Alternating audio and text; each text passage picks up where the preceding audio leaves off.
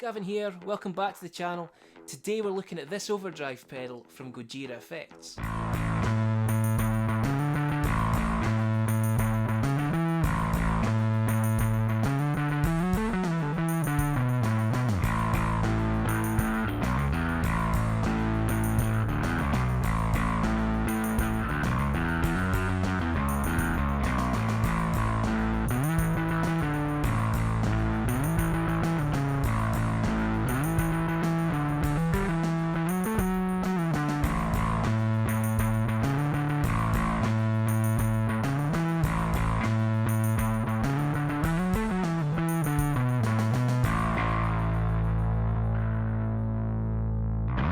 Today we're going to look at the mrsparkle overdrive from GojiraFX. Now this is a TS808 based overdrive, or a Tubescreamer, and it's a really popular pedal, partly because of the graphics. I mean, how cool is that? So between the visuals and the great sounding 808 clone that he's built here, this pedal has been so popular. In fact, at the time of filming this, you're looking at between 6 and 8 weeks to get one built. Now I actually got mine a few weeks back, same time as the Mangler Fuzz, which I did a video on just recently. There'll be a link in the description to that. But for this one, I wanted to do its own separate video, because typically a Tubescreamer is not a pedal that bass players would often use.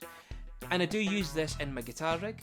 Believe it or not, I do play guitar as well, you just don't see much of that on this channel. But unlike most Tubescreamers, which wouldn't be popular for bassists, Scott's added a bass mod switch on this one. This adds all the bottom end back in and makes this a fantastic overdrive for bass sounds. But before we get to that, we're going to look at the controls.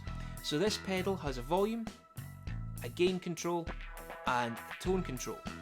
And in the switches, you've got the bass mod, which doesn't come as standard, but you can ask for that on the site. And then beside that, we've got the clipping switch. Now, this is a little bit more subtle on bass, but it does still make a difference. It acts more like a tone shift on the bass than it does on a guitar. But rather than trying to explain that, what I'm going to do is let you hear that. So at the start of the video, you heard this with the gain and the tone control maxed out, the bass mod on, and the clipping switch was in the up position. And that was recorded using my Squier 54 Jazz Bass with roundwound strings. That was running into this, and then into my Markbass combo, and you're hearing a DI output from that into Ableton. But what you're going to hear this time is the same rig with the same settings, but you're going to hear the clip switch first in the up position, then in the down position, then you're going to hear the same again but with the bass mod switch turned off. So the guitar settings with the clip switch up and then down. So let's have a listen to that now so you can see how that sounds.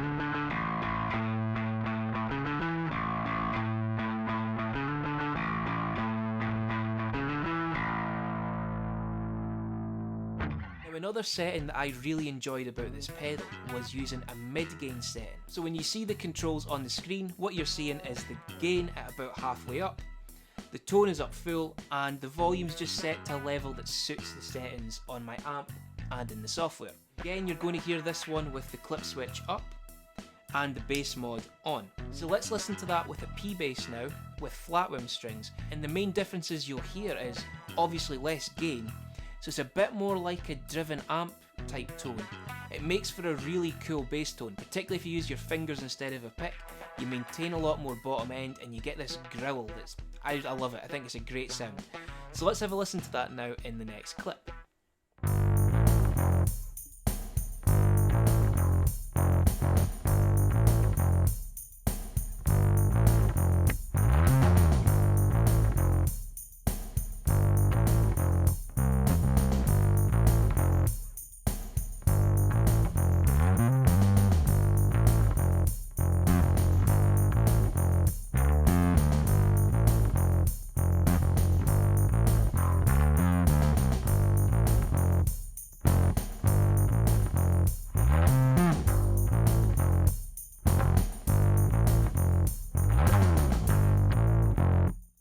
Next up, we're going to do things a little bit differently.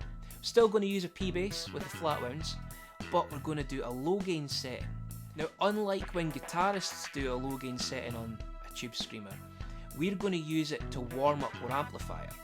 So this low gain is still going to be a little bit of gain, just maybe about 9 o'clock, just under that.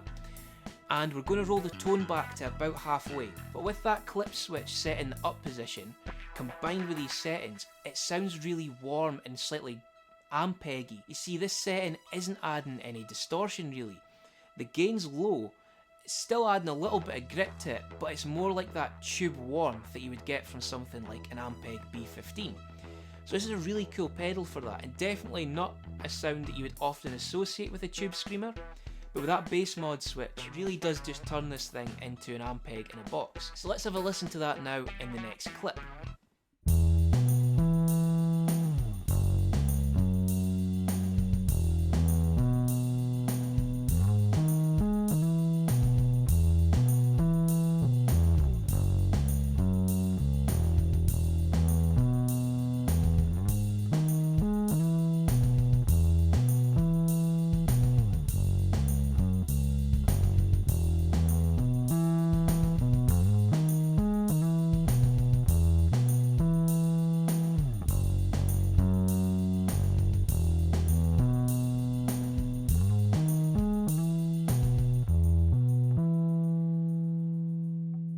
Lastly, we're going to look at using it for synth bass.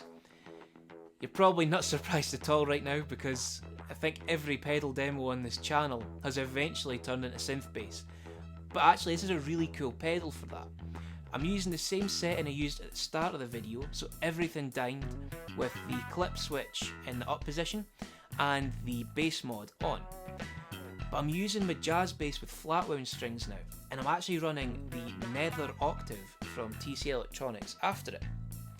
Now, this is kind of an OC2 style octave pedal. It's not a true representation of an OC2, but it's close enough that you can get that synthy vibe from it. And that running after the mrsparkle makes for a great synth tone. I have tweaked the low end of my amp just to accommodate this, and dropped the level down a little bit because this really does slam into the front end on Ableton if you don't adjust these things. But this has created a tone I really enjoyed from this pedal. So we're going to use that as the outro to this video, but before I do that I just want to give some final thoughts on the pedal. So it's safe to say I've been very surprised by this pedal. I wasn't expecting the Ampeg in a box results that I was getting from this. Bass mod has made such a difference to what is traditionally a guitar player only pedal. There are of course bass versions of the Tubescreamer, but you'll find those are heavily modded in and of themselves, because of course a traditional Tubescreamer is boosting the wrong frequency range. But this is of course maintaining that character of the Tubescreamer, but adding in all that bottom end you would typically lose. And it just makes for some great tones. So I highly recommend checking this out. You can of course also get this without the mrsparkle artwork and in other coloured enclosures, but for me the mrsparkle artwork and controls were a must. So I'm really happy with this pedal, I've really enjoyed using it, but I'd love to hear what you thought of it, so please let me know in the comments what you thought of this pedal, your favourite settings, and if you've got one, how you're using it in your rig. I'd love to hear what you're all doing with it. So thank you very much for watching, I hope you enjoyed the video, and if you did, please hit like and subscribe down below, clicking that bell icon to be notified of more content when it comes out. And until next time, keep working on those bass faces.